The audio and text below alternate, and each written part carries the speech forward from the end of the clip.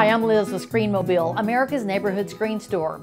Are your screens old, faded, or torn? Have you thought about replacing a screen or two? If so, you should consider a few tips before you begin. First, is your screen frame in good condition?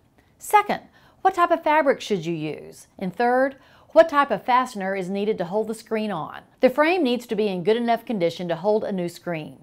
If it is bent or warped, it won't seal against the window correctly. Replacement frames used today are typically much heavier and stronger than frames of the past. This makes a difference in how tight the screen stays in the frame. So request and use a heavy-duty frame. You also have a choice in screen fabrics.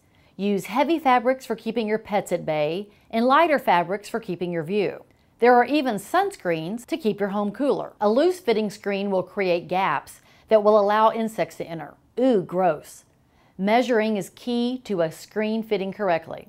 Frames come in widths of 1/4 inch, 5/16, 3/8, or 7/16.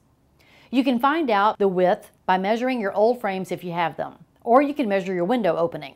The screen frame is typically 1/8 inch smaller than the width and height of the window opening. Clips and fasteners are used on most screens to hold them onto your window, but there are so many types. Try to use the same kind of clips that were on the windows before. Small handles or pull tabs are very useful, but be sure to get metal ones. The plastic ones tend to break. And finally, old, gray, ugly screens are history. Today's replacement screens, they're strong, they're sturdy, they come in a variety of colors and a variety of fabrics to match your home. You don't want to take on the screening job yourself?